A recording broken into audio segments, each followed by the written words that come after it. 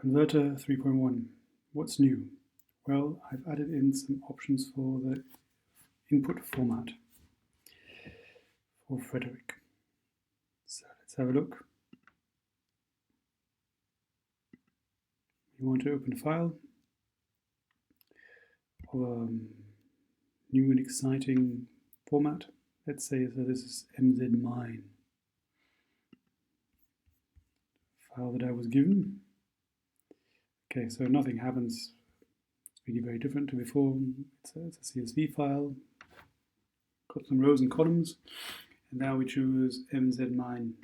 So mzmine and Edlich-Muth, they are in a different kind of format where you have to select some columns. It's not always I'm not certain whether it's always the same columns.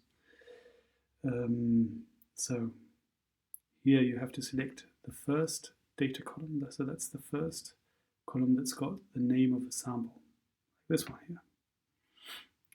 And now you have to select the column that can be used as a compound ID. That means it's a unique identifier for the compound that was measured.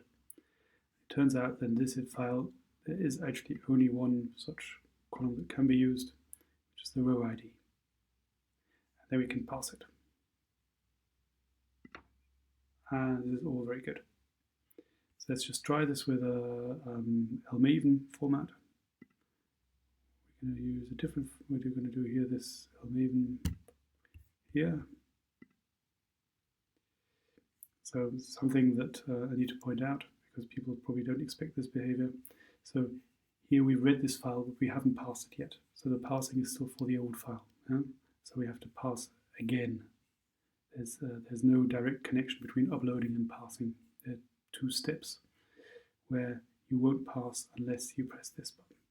So nzmine, we also go down until we find the first column that's got a name that is your sample.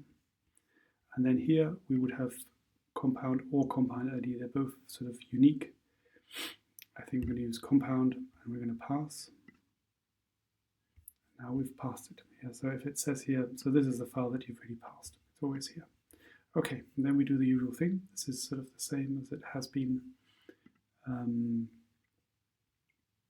for the other formats. So I can't, here's a blank. Let's select this one as a blank. Here, compounds, there are some internal standards here, aren't there? So, okay, let's find them. Let's say C13. Oh, they're all there. Pip, hooray. Let's get them.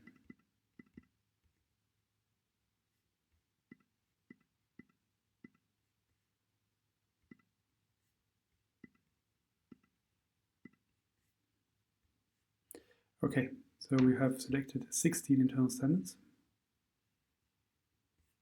which I hope is the correct number. Doesn't matter anyway so much. So here, okay, then we fill in these things, which, some suggestions from the users. I'll put some more useful stuff in here. So let's put 200 microliters. It's got to be a number. Some method. How about this one? And then look at the QC. Let's select all the internal standards.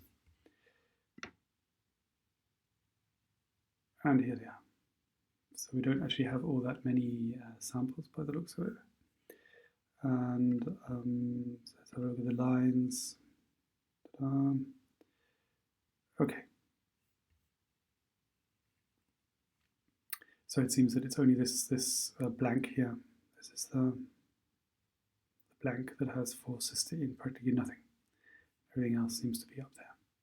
Okay, fine. So this all seems to work. You can go now to output, and if you've selected everything, you are allowed to download. And otherwise refer to the video about Shiny Converter 3.0, which is a bit longer and maybe has a few more details on how to use this new version of the converter.